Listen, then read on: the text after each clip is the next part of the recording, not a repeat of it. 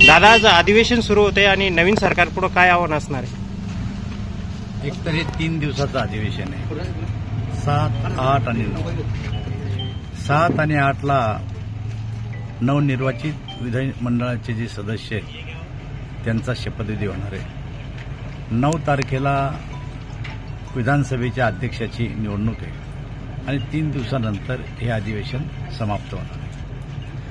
परंतु हिवाळी अधिवेशनाच्या पूर्वी मंत्रिमंडळाचा विस्तार होईल आणि प्रत्यक्षामध्ये सरकार कामकाजाला सुरुवात करेल. मराठवाड्यातून किती आमच्या सरकारपुढं कुठल्याही प्रकारचं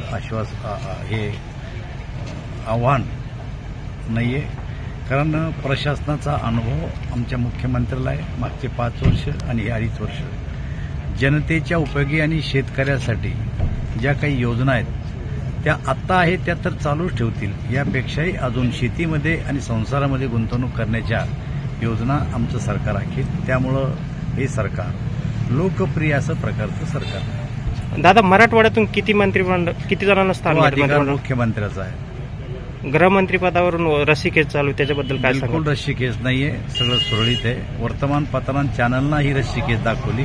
प्रत्यक्षात तिन्ही पक्ष एकत्र आहेत, कोणाची रस्सीखेच नाही. दादा, एक शेवटचा प्रश्न, प्रदेशाध्यक्षपदाबद्दल चर्चा आहे. काय प्रदेशाध्यक्ष आमचे चंद्रशेखर बावनकुळे आणि अत्यंत चांगलं काम तुमच्या त्यांनी नावाची केलं. चर्चा आहे.